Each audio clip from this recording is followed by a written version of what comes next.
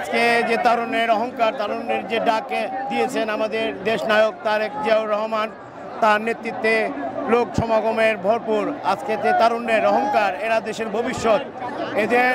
এদের যে দক্ষতা, এদের যে সীমাবদ্ধতা, এদের যে সংগঠন দেখাই দিছে বাংলাদেশে, ঢাকা শহর আজকে লোকালোকে ভরপুর।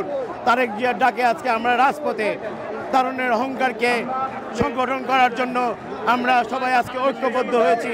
ইনশাল্লাহ আমরা দলের যখনই আমরা ডাক পাবো আমরা সবাই একত্রিত হয়ে যাব ইনশাল্লাহ।